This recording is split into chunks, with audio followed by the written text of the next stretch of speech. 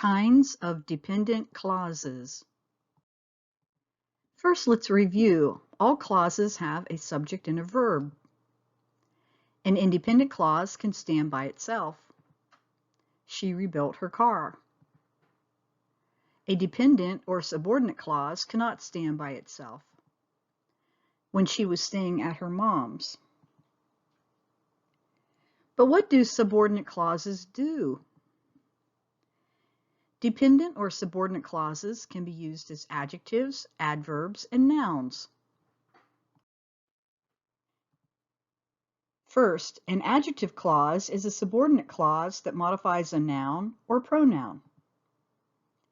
They are joined to the main clause with a relative pronoun or relative adverb. They are called relative because they relate adjective clauses to the words they modify. Here are words used to introduce adjective clauses. Relative pronouns, that, which, who, whom, whose. Relative adverbs, where, when, why. My mom, who is a probation officer, is a skilled marksman. Who is a probation officer is a dependent clause. It is acting as an adjective and describing mom. It was she who showed me gun safety. Who showed me gun safety is a dependent clause modifying the pronoun she. An essential or restrictive adjective clause provides information that needs to be in the sentence to identify the preceding noun or pronoun. Have you heard the song that he is going to sing? That he is going to sing is a subordinate clause modifying song, and it needs to be in the sentence, so we do not use a comma. A non-essential or non-restrictive adjective clause adds additional information about a noun or pronoun whose meaning is already clear. Non-essential clauses are set off with commas. He picked a song, which seems pretty easy, from the practice book. Which seems pretty easy is an adjective clause that is non-essential, so we use commas. It's describing song. Use that to introduce essential clauses and which to introduce non-essential clauses. 2. An adverb clause is a dependent clause that modifies a verb, adjective, or adverb. Just like adverbs, adverb clauses tell where, when, how, why, to what extent, and under what condition. They are usually joined to the main clause by subordinating conjunctions. If the dependent clause comes first, use a comma. When you hear their car, call me. When you hear their car is the adverb clause, so we set it off with the comma because it comes at the beginning of the sentence. And it is modifying call, which is the verb. It's telling when. It is important because they're taking me to school. Because they're taking me to school is an adverb clause, modifying the adjective important. It is important. Why?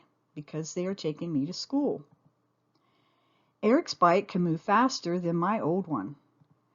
Then my old one is describing the adverb faster, and it is telling how. Here are a list of subordinating conjunctions. After, although, as soon as, because, before, even though, if, since, than, though, unless, until, when, whenever, wherever, which, and while. We've seen those before, but it's good to look at them again.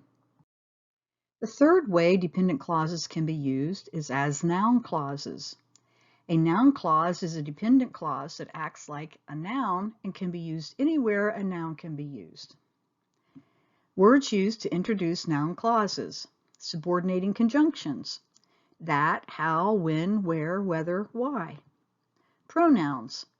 What, whatever, who, whom, whoever, whomever, which, and whichever. Something to remember. If you can substitute the word something or someone for the clause, it is a noun clause.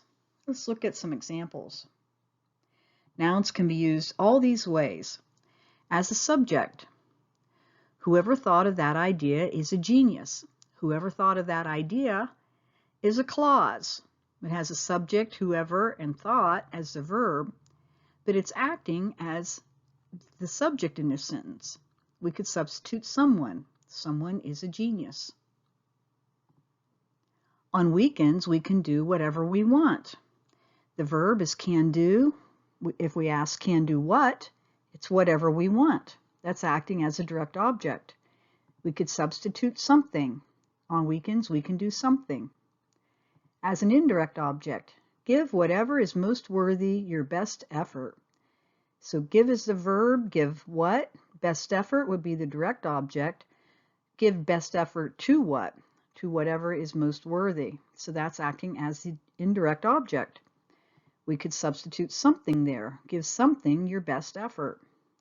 As a predicate nominative, my greatest asset is that I am a hard worker. We have the linking verb is. When we say is what, that I am a hard worker is acting as the predicate noun or predicate nominative. We could substitute something. My greatest asset is something.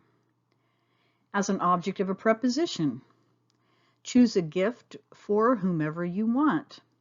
We have the preposition for, and whomever you want is acting as the object. We could substitute someone.